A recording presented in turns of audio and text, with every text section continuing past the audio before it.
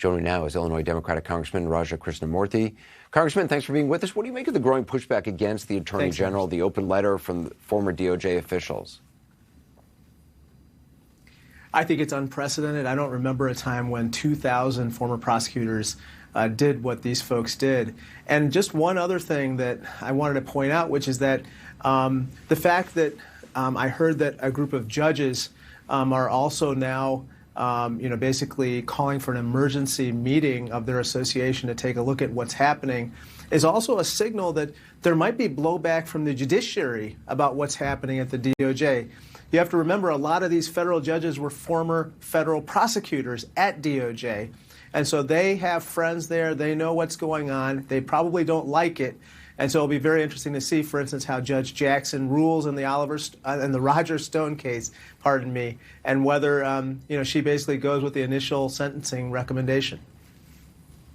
Do you think there should be hearings about interference in the Roger Stone case? I do. I think it's a serious issue. It's not common for four federal prosecutors to basically withdraw from a case all of a sudden, and one of them resign from the DOJ altogether. I would not be surprised if next month, when Mr. Barr comes before the House Judiciary Committee, he gets grilled over this very issue, and who knows, there might be further proceedings as well. Yeah, you tweeted today you want Attorney General Barr to resign. Senator Warren was on this program saying that Barr should be impeached.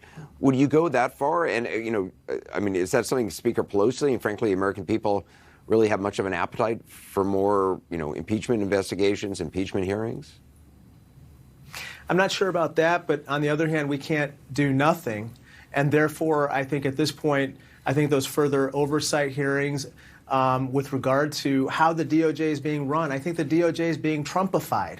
It's being politicized the same way that the State Department and even the Defense Department and even the Commerce Department with regard to the census and the citizenship question were signals that basically President Trump views these agencies not as independent arms, but as potentially political arms of his.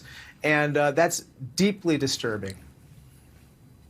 And, what can Democrats really do when it comes to oversight of the president? Now that impeachment is over, it does seem like there are fewer and fewer guardrails, if any. Well, they're constantly coming to the Congress for more money for new programs or changes to existing programs, or they're coming to the Congress and the House for appropriations. And so I think at this point, we have to use each of those opportunities as a chance to basically make sure that if we are going to provide further funding or we are going to authorize extensions of existing programs or new programs, that it be conditioned on good behavior. And there isn't really a lot of that going on right now at the DOJ, especially given what we know about the Stone situation, but also the fact that Attorney General Barr has called for a second line of prosecutors to basically micromanage or question the decisions in the Michael Flynn prosecution. And now he set up some kind of inbox or some kind of special corridor for Rudy Giuliani to provide dirt to the DOJ about the Bidens and other former enemies or current enemies of the president from Ukraine. Congressman, I appreciate your time as always. Thank you very much. Thank you.